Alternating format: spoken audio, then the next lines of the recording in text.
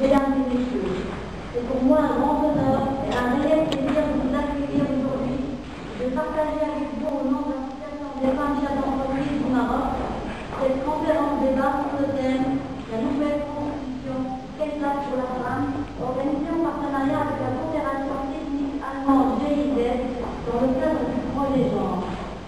Dans la réforme constitutionnelle globale, annoncée par Sa Majesté le roi Mohammed VI dans son discours du 17 juin dernier, le statut de la femme occupe une place de choix. Dès le préambule, il est proclamé que le Royaume du Maroc s'engage à bannir et combattre toute discrimination à l'encontre de l'islam, en raison du sexe. Il est remarquable que dans cet alinéa relatif à l'élimination des discriminations, celle qui est relative au sexe est mentionnée en premier. Avant celle relative à la couleur, aux croyances, à la culture, à l'origine sociale ou régionale, à la langue ou au handicap. Après le préambule qui fait explicitement référence aux droits constitutionnels de la femme, le statut de la femme est traité plus concrètement à l'article 19, intitulé Liberté et droits fondamentaux. Cet important article stipule que l'homme et la femme vivent à l'égalité des droits et libertés à caractère civil, politique, économique, social, culturel et environnemental. Et pour parvenir à la réalisation de cette parité escomptée entre les hommes et les femmes, il est institué à cet effet une autorité pour la parité et la lutte contre toute forme de discrimination. Et pour mieux mesurer l'apport de ces nouvelles dispositions constitutionnelles quant au statut de la femme marocaine et répondre à vos questionnements, c'est bien volontiers que je vous propose de suivre ensemble, avec un grand intérêt, la communication de notre invitée et intervenante, Mme Anita Tahri, conseillère de l'ex-ministre du Développement social, de la famille et de la solidarité, après la présentation du projet genre de la FEM par Mme Raja Namouk, chef du projet genre au sein de la FEM. Mesdames et messieurs, pour conclure mon propos, je voudrais une fois de plus saluer le travail de notre présidente nationale, Mme Fatima Bedraoui Drissi, et saluer les efforts des membres du bureau APMD Canada qui ont contribué à la préparation et l'organisation de cette rencontre, et bien sûr le soutien de la GIZ pour la réussite des travaux de cette journée, que nous avons souhaité organiser afin que chacun de nous puisse s'approprier les meilleurs enseignements du rôle et de la place de la femme dans la nouvelle constitution qui constitue une partie de l'histoire contemporaine de notre cher pays. Donc ça c'est pour l'audit, je pense contre le passé. Et on avait proposé au niveau de cet audit d'avoir un label genre, qu'on espère toujours. Et là je le demande avec vous toutes, à l'aide de pouvoir savoir si vous pouvez utiliser d'avoir un accompagnement. Et le label genre, en fait, c'est une partie de la RSE. Ça permet à la femme chef d'entreprise, à cette entreprise, d'aider les gens, d'accéder par la suite plus facilement à la RSE. Donc, c'était le but, et c'est la voie à la RSE. Donc, en juillet, plutôt en juin, il y a eu la constitution d'une commission qui va travailler sur l'importance de la femme chef d'entreprise au niveau de cette constitution. Cette commission, je peux vous assurer qu'elle a travaillé vraiment très très dur, parce qu'on est prise par le temps. Donc notre demande a été faite au niveau de 3 pavés sombres. Le premier, c'est au niveau de la notion genre dans l'ensemble de la Constitution. Par exemple, en interpellant citoyens et citoyennes. On se sent interpellé quand on entend ce terme citoyenne. Malgré nous, notre oreille accroche à ce terme. Alors avant, on parlait du citoyen, de l'homme en général. Actuellement, même les droits de l'homme sont devenus droits humains. Pour que la femme s'identifie aussi dans cette appellation. Donc, et on avait demandé également de proclamer le principe de l'égalité, mais dès le début, dans le sens au niveau de la Constitution. Donc, un certain nombre institutionnaliser le principe de l'égalité des chances dans toutes les stratégies nationales, partout. On a également demandé à condamner explicitement dans un article séparé toute discrimination, que ce soit soit au niveau supranational, pas simplement au niveau du code du travail ou autre, mais au niveau de la Constitution. Bon. Alors, on a travaillé aussi sur un deuxième volet, c'est les futures dispositions de la Constitution sur la régionalisation. Donc, la fin avait demandé à ce qu'il y ait une démarche d'intégration au niveau de la politique économique, sociale et culturelle de la femme dans une représentation et représentativité surtout équitable. Le troisième, et non le moindre, et ça dans notre genre, c'était l'institutionnalisation du Conseil du genre ayant comme prérogative la mise en œuvre de l'égalité entre hommes et femmes à tous les niveaux. Et nous avons vu que cette demande a été couronnée de succès puisqu'elle apparaît au niveau de la Constitution. Donc en fait, nous avons vu dans la Constitution l'interpellation aussi bien citoyenne que citoyenne. Donc tout le langage en fait a été genralisé. Et puis surtout la constitution de ce conseil. On n'a pas eu l'occasion à cette période-là ni de faire des déclarations chez vous, ni de la sensibilisation. Je pense que Maria nous accompagnera pour agir exceptionnellement, même si c'est hors programme. Et puis surtout avec l'appui technique au niveau de la GIZ. Nous sommes à votre disposition et j'espère que je vient de rappeler à une formation sur le genre. La FEM a mis aussi quand même 4 experts genre. Nous avons aussi suivi une formation avec DER et la GIZ pour qu'il y ait des personnes expertes dans le genre. Et au niveau de la FEM, nous sommes 4 aussi à votre disposition.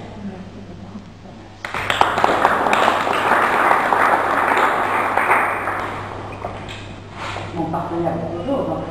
Les collègues de la FEM, Madame Mercier, je suis vraiment très content d'être ici avec vous et nous avons reçu l'invitation de la FEM pour discuter les cadres constitutionnels et la discussion des gens et des femmes dans les nouveaux contextes marocains.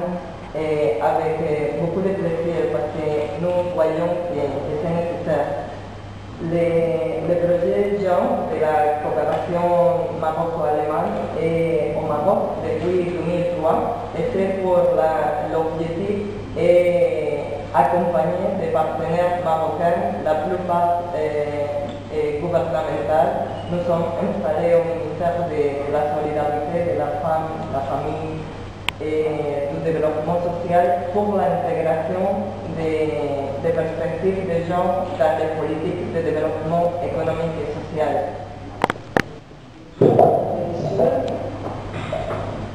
je remercie la délégation des Jeunes pour avoir initié cette rencontre et je les félicite à mon tour pour le travail extraordinaire qu'elles font toutes, Khadija et son bureau. En si peu de temps, donc la délégation a été créée l'année dernière, mais en si peu de temps, elle a son actif plusieurs réalisations de très grande importance, et dont donc la création de l'incubateur des Jalibas qui a été inauguré dernièrement par Sa Majesté le Roi, et ça je pense que c'est un très grand mérite, et nous félicitons tous ensemble ici la délégation des Jalibas pour tous ces efforts. Donc moi je vais présenter la FEM parce que Aja a présenté le projet genre. Le projet genre est un projet qui fait partie d'un certain nombre de projets que compte la FEM aujourd'hui. Comme elle avait déjà précisé, la FEM est une association qui est née il y a 12 ans. Elle est née en septembre 2000 grâce à la volonté d'une poignée de femmes qui ont cru en elles-mêmes, qui ont cru en leurs capacités et qui ont cru surtout en les capacités des autres femmes. Donc, bien sûr, au départ, c'était un petit peu l'arrivée des hommes, parce qu'on disait quelle association de femmes chefs d'entrepreneurs, de quoi vous voulez parler, il y a très peu de femmes chefs d'entreprise et vous n'allez pas, c'est-à-dire ça n'allait pas réussir. Mais le temps a prouvé qu'ils n'avaient pas bien vu et que cette association a connu un pas géant depuis 12 ans. Elle a pu réaliser donc, des programmes extraordinaires. Elle a pu soutenir des femmes pour la création de leurs entreprises. Elle a pu développer, elle a pu aider les femmes à développer leurs activités grâce donc aux missions qu'elle s'est assignées. Donc, bien sûr, orienter, former, informer, assister la femme chef d'entreprise dans ses activités et l'aider à développer ses capacités managériales, l'aider donc à développer sa compétitivité pour mieux se positionner et pour mieux se vendre, et ensuite aider la création des entreprises par des femmes, par des femmes porteuses de projets et qui peuvent donc concrétiser donc, ces idées, et ensuite et surtout ériger la femme en force de proposition, c'est-à-dire essayer de positionner les femmes dans des postes de décision pour porter la voix des autres femmes et pour donc défendre tous les intérêts de la femme. Comme les hommes ne le font pas, donc c'est les femmes qui doivent s'en charger. Donc la femme, comme Al-Jama l'a dit tout à l'heure, la femme a toujours été pionnière en beaucoup de choses. Elle a commencé la régionalisation il y a bientôt 7 ou 8 ans. Donc avant que le gouvernement ne décide donc d'en faire sa force de lance aujourd'hui, la régionalisation. Et donc aujourd'hui on est 7 régions. Donc la femme existe à Rabat, à Marrakech, à Tanger, à Fès, à Calva, à El Jadida, bien sûr, c'est le dernier né, et à Gadir. Et nous avons 2 représentations. Nous avons une représentation à Meknès et une représentation à Oujda. Et donc notre objectif aujourd'hui, c'est justement d'accompagner cette stratégie nationale de régionalisation et de créer de plus en plus de bureaux, parce que ces bureaux régionaux aident à la représentativité de la femme, donc une meilleure représentativité de la femme au niveau régional, et aident donc justement à dupliquer et à redéployer les programmes qui sont nés au niveau de la femme nationale au niveau régional. Nous avons espoir et nous espérons que d'autres décisions seront prises pour valoriser la femme et pour lui permettre de jouer le rôle qu'elle mérite, parce qu'elle est plus que la moitié de la société, et comme elle éduque l'autre moitié, donc elle est toute la société. Et je vous remercie pour votre...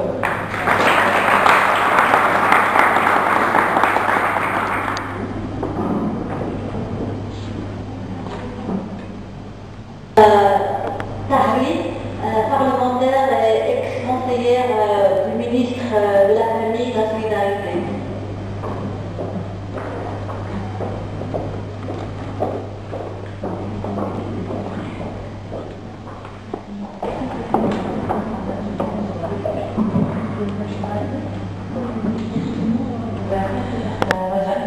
Madame la Présidente de la Femme régionale, mesdames et messieurs, donc de m'avoir associé à cette activité qui est bien sûr d'actualité en matière de, sur le thème des nouveautés de la Constitution en matière d'égalité hommes-femmes, et bien sûr cette Constitution à laquelle nous avons tous et toutes contribué, soit à travers les débats, soit à travers le vote.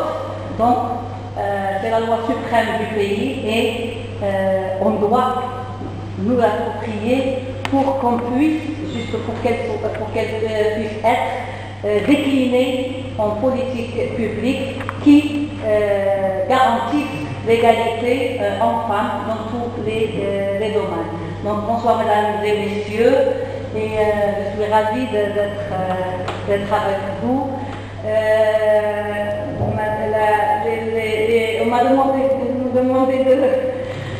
d'intervenir en arabe, donc j'ai les dispositions de la Constitution en français, mais bon, j'essaierai de parler en arabe et en français.